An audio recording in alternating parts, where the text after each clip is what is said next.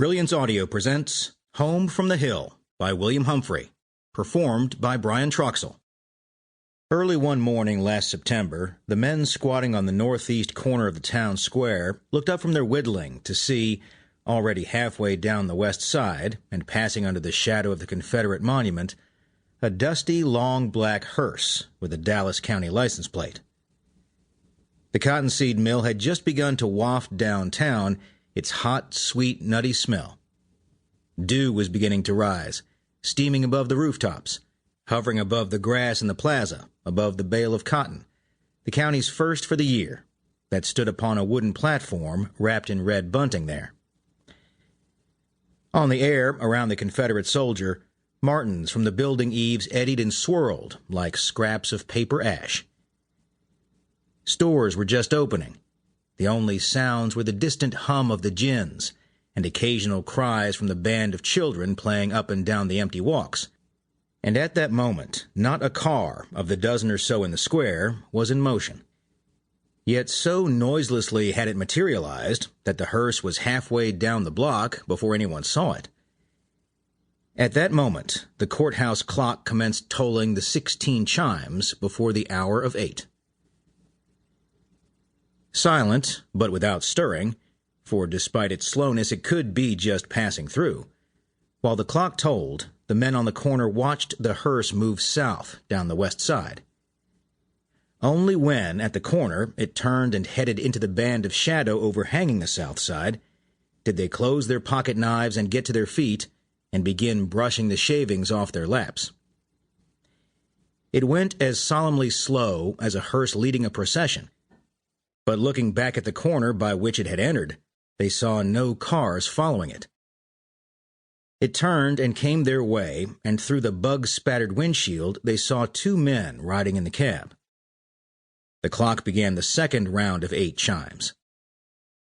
It had picked up on its journey a coat of bleached white autumn dust. It was long and lean, and there was restrained power, throttled down speed, sinister seeming in a death conveyance, in the pulse of its engine. It turned at their corner back towards its starting point, as if it was leaving, as if it had just cruised in for a look, like a disappointed buzzard circling away. Then, as the clock finished chiming, halfway down the block, it swung in and nosed up to the curb in front of the confectionery. The men saw the man on the passenger's side get stiffly out and stand at his door looking around and stretching himself and yawning. Then his partner, the driver, came around and joined him at the curb. Both were dressed most inappropriately, the passenger in white, his partner in a blue and white striped suit, white shoes, and a sailor straw hat. Seeing this, the men on the corner lost hope. "I suppose they mean to change into their work clothes when they get to wherever the job is," said Otis Wheeler. "Anyhow," said Jake Etheridge, "maybe it's empty." They watched. They could see that the 2 strangers were having a discussion and were looking the square over as if searching for something. They saw the one who had ridden as passenger go into the confectionery while his partner set off down the block. He passed under the shadow of the monument, reached the corner, and jaywalked and strode up the south side until he reached the hardware store, where the clerk was just then rolling a garden tractor out on the walk. The clerk listened to him, nodded once, and the 2 of them disappeared into the store. Then the men started across to the hearse. Meanwhile, cutting across the plaza, boys in the lead, girls hanging back, came their youngsters.